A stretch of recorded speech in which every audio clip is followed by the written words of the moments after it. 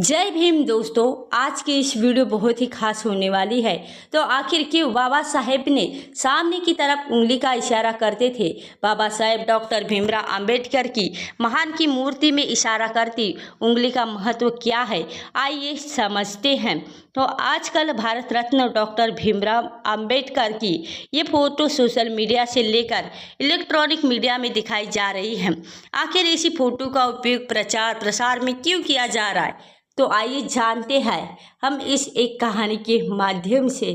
जब एक बार एक लड़का अपने पिताजी के साथ डॉक्टर भीमराव अंबेडकर जयंती के भव्य रैली में गया, वापस घर आने पर अपने पापा से पूछने लगा कि लड़का पूछा, पापा जी, बाबा साहेब हमेशा सूट बूट में ही क्यों रहते हैं। तो पिताजी बोले, बेटा, क्योंकि बाबा साहेब ने बचपन में ही वो कड़वी यातनाएं झेली थी, जब उन्हें श्याला में पानी पीने के लिए भी किसी सवर्ण जाति के शिक्षक अथवा चपरासी पर निर्भर रहना पड़ता था, क्योंकि कोई अछूत अपने हाथ से पानी नहीं ले सकता था।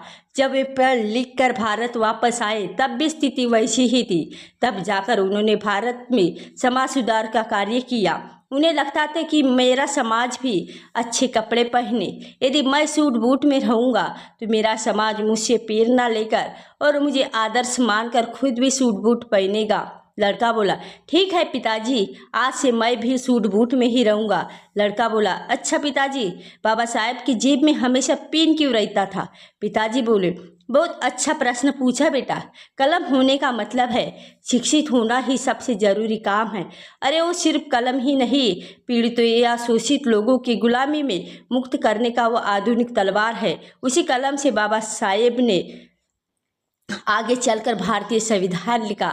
लड़का बोला, पिताजी, मैं भी आज से अपनी जेब में कलम लगाऊंगा और खूब पढ़ाई करूंगा। लड़का फिर से बोला, पिताजी, मैं आपसे आखिरी प्रश्न पूछ रहा हूँ।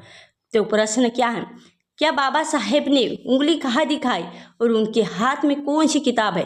तो पिताजी बोले, बहुत अच्छा बेटा, बहुत सटीक और तर्कपूर्ण प्रश्न पूछा है आपने।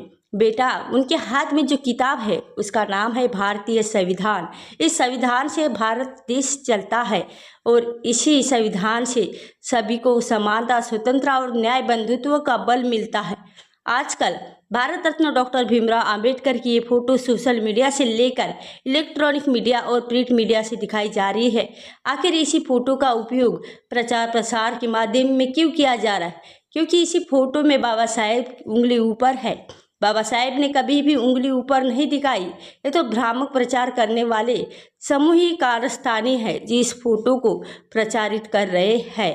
तो जब ये भ्रामक बाबा साहेब ने कहा था कि शिक्षित करो, आंदोलित करो और संगठित करो, डॉक्टर बाबा साहेब ने जो उंगली दिखाई है उसका मतलब है तुम ही देश के शासक हो।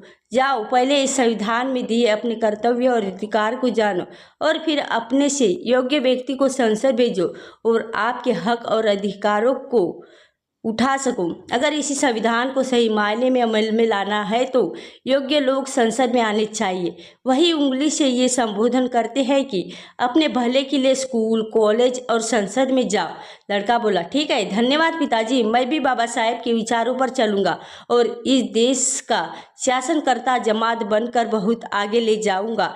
वैसे तो बाबा साहेब ने कहा है, मेरी जय जयकार करने की अपेक्षा मेरे बताए हुए मार्ग का अनुसरण करें। अगर इसी प्रकार प्रत्येक पिता अपने बच्चों या बाबा साहेब के बारे में समझाए तो वो दिन दूर नहीं जब संसद का संविधान बाबा साहेब के बच्चे अपना नाम रोशन करेंगे। और हर पिता यही उम्मीद की चाहिए कि अपने बच्चों को बहुजन महापुरुष का साहित्य अवश्य पढ़ने के लिए कहे। तो दोस्तों, आज के इस वीडियो में बस इतना ही। उम्मीद करती हूँ आपको हमारी ये वीडियो पसंद आई होगी। अगर बाबा साहेब के जीवन से जुड़ी छोटी बड़ी जानकारी जानना चाहते हैं तो हमारे चैनल को सब्सक्राइब कर ले और नीचे कमेंट बॉक्स में जय भीम जय भारत जरूर लिखें। और मिलते हैं इसी तरह नई वीडियो के साथ।